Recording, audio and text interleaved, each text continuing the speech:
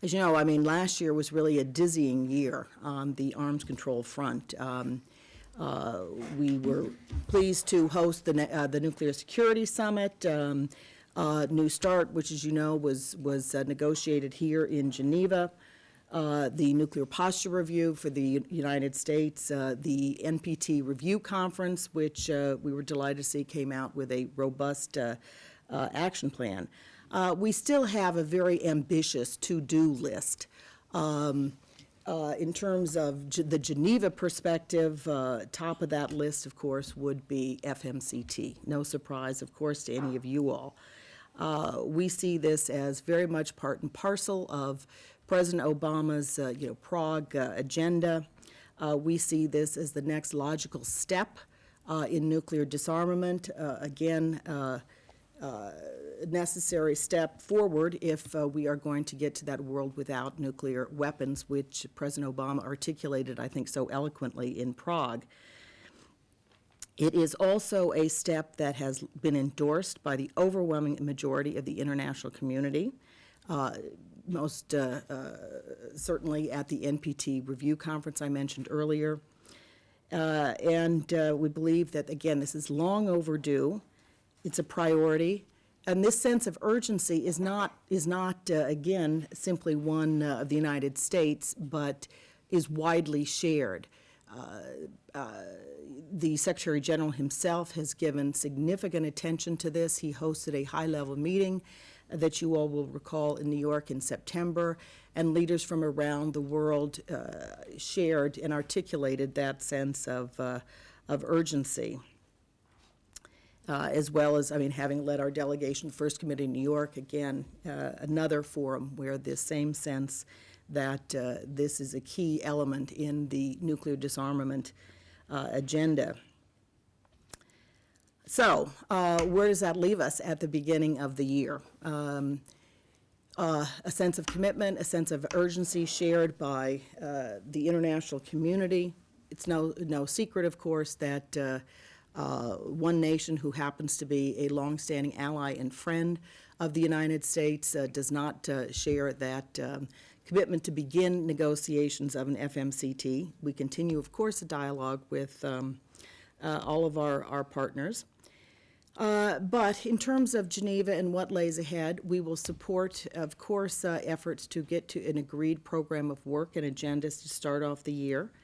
We'll work with the new president, Canadian Ambassador Grinius, to achieve that, but we also believe that we should have a robust discussion pending adoption of a program of work.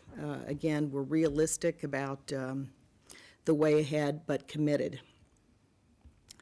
Again, in terms of the importance we attach to this agenda, I'm delighted to note that Assistant Secretary Rose Gottemuller, whom many of you all will recall from her long efforts here in Geneva, will be joining me here at the beginning of the session next week. And also, you know that Secretary General is coming to speak to the conference next year.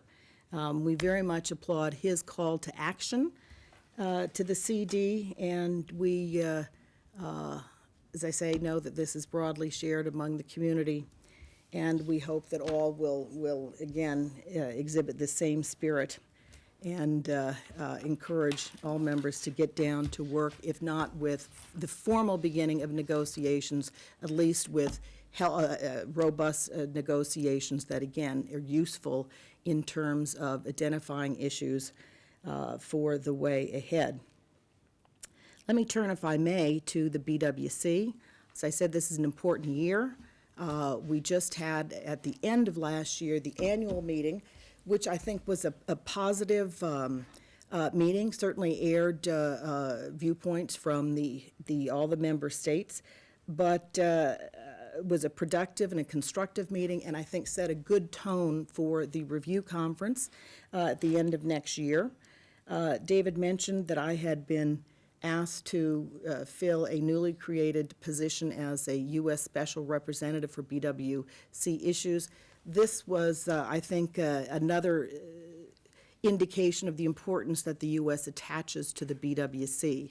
the strategy that the administration set out on BWC issues in 2009 was the second document, the decision document that President Obama signed off on at the beginning of this administration. Again, I think another fact illustrating the importance that he has attached in his administration to this issue.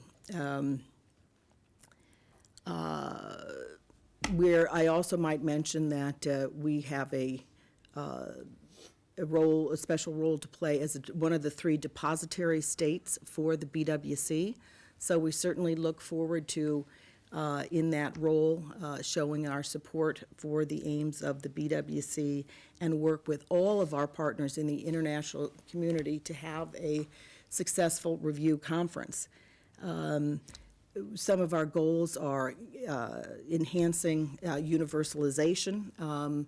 This treaty is only, I should check my numbers, but I think we're at 143. Contrast that with the NPT, which has 189, the CWC, roughly the same. So we want to get to full universalization, or at least make as much progress forward as we can. We want to promote compliance in the BWC as a norm. It is one of the 3 pillars of the international community's efforts against weapons of mass destruction proliferation, again, along with the NPT and CWC, all of which, incidentally, negotiated here in Geneva, which brings me back to sort of the CD again. And this, Geneva has been the forum for multinational arms control, and we want to continue and build on that legacy.